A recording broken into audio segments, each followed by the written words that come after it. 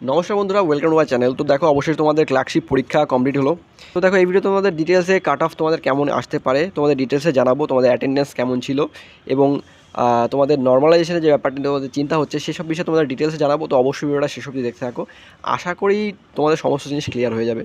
তো দেখো, আমি যতদূর শুনলাম, আমি 4টে শিফটেরই সবার সাথে কথা বলেছি, ঠিক আছে, অনেক ছেলেমেয়ের সাথে কথা বলেছি এবং তাদের মতে অ্যাটেন্ডেন্স খুব যে বেশি ছিল এরকম না, প্রায় 55% মতন তোমাদের অ্যাটেন্ডেন্স এরকম হতে পারে, 50 থেকে 55%।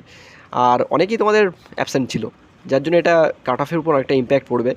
আর আরেকটা বিষয় হচ্ছে, তোমাদের যে 4টে শিফটের যে পরীক্ষা নিয়েছে কমিশন, 4টে শিফটে তোমাদের অ্যাকচুয়ালি এটা যদি কমিশন চায় তো একটা শিফটও নিতে পারতো, কারণ ডাব্লিউপি ওয়েস্ট বেঙ্গল পুলিশ যদি লাখ লাখ ছেলেমেয়ের পরীক্ষা একটা দিনে কমপ্লিট করাতে পারে তো অবশ্যই কমিশন অবশ্যই পারতো, ঠিক আছে, অবশ্যই তারা এইটা জিনিসটা কমপ্লিট করতে পারতো একটা দিনেই। তো যাই হোক, এবং আরেকটা জিনিস কী জানো তো, এই সমস্ত বিষয় হলে ছেলেমেয়েরা এত কষ্ট করে পড়াশোনা করে কিন্তু ঘোটালার পরিমাণটা এত পরিমাণে বেড়ে যায়, অ্যাকচুয়ালি আরও পিএসসির তো নাম আছে, সুনাম আছে, তাই না? তো সেক্ষেত্রে আরও বেশি খারাপ লাগে। আরেকটা জিনিস কি দেখো, তোমাদের এসএসসি স্টাফ সিলেকশন কমিশন, তাদের একটা আলাদা রুলস অ্যান্ড রেগুলেশন আছে, তাদের একটা আলাদা তোমাদের ফর্মুলা আছে যার মাধ্যমে তারা নর্মালাইজেশন করে। কিন্তু ক্লার্কশিপ বলছি, পিএসসির কিন্তু এই সমস্ত তারা কোনো ধার ধারে না, ঠিক আছে। আর অফলাইন হলে পরে কেমন করে নর্মালাইজেশন করতে হবে তারা হয়তো নিজেরাও এই বিষয়ে তারা সঠিকভাবে জানে না। তো যদি নর্মালাইজেশন হয় তো সেক্ষেত্রে ভালো কথা, যদি না হয় সেক্ষেত্রে একটা ইনজাস্টিস হওয়ার একটা ব্যাপার থাকে, কোনো শিফটে টাফ হয়ে গেল, কোনো শিফটে ইজি হয়ে গেল। তো যাই হোক, সেসব ক্ষেত্রে সেসব কথা তো তারাই জানে কি হতে পারে। আচ্ছা, এবার যদি তোমাদের কোশ্চেন লেভেলের কথা বলা হয়, দেখো বন্ধুরা, কোশ্চেন লেভেল আমি যতদূর কথা বলে যা বুঝলাম যে কোশ্চেন লেভেল তোমাদের তুলনামূলক একটু কঠিন ছিল, মডারেট টু হার্ড টাইপের ছিল। এবং তোমাদের 2019 সালে যেমন কোশ্চেন এসছে, 19 সালে আমি পরীক্ষা দিয়েছিলাম এবং সেবার আমি কোয়ালিফাই করেছিলাম। তো 19 সালে আমি যা বুঝেছিলাম যে 19 সালের কোশ্চেন তুলনামূলক ইজি ছিল, ঠিক আছে, ইজিলি 60%-এর উপরে নাম্বার পাওয়া যেত। কিন্তু এবার যতদূর আমি শুনলাম কোশ্চেন লেভেলটা অনেকটাই টাফ ছিল, বিশেষ করে পরের শিফটের শুনেছি যে সেগুলো নিয়ে একটু টাফ ছিল। তো যাই হোক, তোমাদের যদি কাট অফের কথা বলি, দেখো 19 সালের কাট অফ ছিল ইউআরের ক্ষেত্রে 65, ওবিসি এর ক্ষেত্রে 43, ওবিসি বি এর ক্ষেত্রে ছিল 56.33, এসসিদের ক্ষেত্রে ছিল 48.67, এসটিদের ক্ষেত্রে ছিল 39.67। তো 2019 সালেও 7,000-এর উপরেই ভ্যাকান্সি ছিল। এবং এই যে কাট অফটা তোমরা দেখতে পাচ্ছ, এই কাট অফটা কিন্তু বন্ধুরা 2019 সালে কোশ্চেন লেভেল তুলনামূলক ইজি ছিল, ঠিক আছে, যার জন্য কাট অফটা এত বেড়েছে।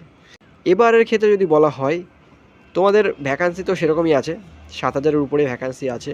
2024 সালে যদি এবারে যদি তোমাদের এক্সপেক্টেড কাট অফের কথা বলি, তো সেক্ষেত্রে দেখো তোমাদের বন্ধুরা ইউআরের ক্ষেত্রে দেখো তোমাদের 53 থেকে 56-এর মধ্যে আমার মনে হয় কাট অফ ঘোরাঘুরি করবে, ঠিক আছে। কারণ কি, 70,000 পাস করাতে হবে, নেহাতি সংখ্যাটা কিন্তু কম নয়, 70,000 পাস করাতে হবে, ঠিক আছে। তো সেক্ষেত্রে অবশ্যই তোমাদের 53 থেকে 55 বা 56 এর আশেপাশেই আশা করি তোমাদের কাট অফ ঘোরাঘুরি করবে, ঠিক আছে। ওবিসি এর ক্ষেত্রে যদি বলা হয়, ওবিসি এর ক্ষেত্রে দেখো বন্ধুরা 45 থেকে 48-এর মধ্যে তোমাদের কাট অফ থাকার কথা, ঠিক আছে, 45 থেকে 48, এর বেশি যাওয়ার কথা নয়। হ্যাঁ, দেখো তোমাদের কম্পিটিশান বেড়েছে অনেক, অবশ্যই কম্পিটিশান বেড়েছে, তবে কোশ্চেন লেভেল বা অ্যাটেন্ডেন্স যথেষ্ট ম্যাটার করে, ঠিক আছে, কোশ্চেন লেভেলটা যথেষ্ট ম্যাটার করে। আর ওবিসি বি এর ক্ষেত্রে যদি বলা হয়, ওবিসি বি এর ক্ষেত্রে দেখো বন্ধুরা 50 ±3 এরকমই আশেপাশে ঘোরাঘুরি করবে, ঠিক আছে। এসসিদের ক্ষেত্রে যদি বলা হয় 47 ±3 ধরে রাখতে পারো, এবং এসটিদের ক্ষেত্রে 40 ±3, ঠিক আছে। এই হচ্ছে তোমাদের 2024-এ আমি তোমাদের এক্সপেক্টেড একটা কাট অফ দিলাম। তো আশা করি কাট অফ এর আশেপাশে ঘোরাঘুরি করবে, ঠিক আছে। তো তোমাদের কেমন কি মার্কস এসছে বা আসতে পারে, তোমরা তো অ্যাকচুয়ালি কোশ্চেন পাওনি হাতে, ভালো করে বুঝতে পারছো না যে কেমন তোমাদের নাম্বার এসছে, তবে তাও একটা এক্সপেকটেশান থাকে যে হ্যাঁ আমি এত করেছি, এত নাম্বার আমার আসতে পারে, ঠিক আছে। তো অবশ্যই সেটা তোমরা অবশ্যই কমেন্টে জানাও। আর তোমাদের মেন পরীক্ষা কিন্তু এখনও দেরি আছে, তাই তোমাদের সামনে যে পরীক্ষাটা আছে, মনে করো তোমাদের এনটিপিসি হয়তো সামনে থাকতে পারে, অবশ্যই তার জন্য ভালো করে প্রিপারেশান নাও, ঠিক আছে। তোমাদের মতামত কমেন্টে অবশ্যই জানাও, এবং চ্যানেলে যদি নতুন হয়ে থাকো চ্যানেলকে অবশ্যই সাবস্ক্রাইব করে বেল আইকন প্রেস করে দিও। তো চলো বন্ধুরা, দেখা হচ্ছে তোমাদের সঙ্গে পরের ভিডিওতে, ভালো থাকবে, বাই।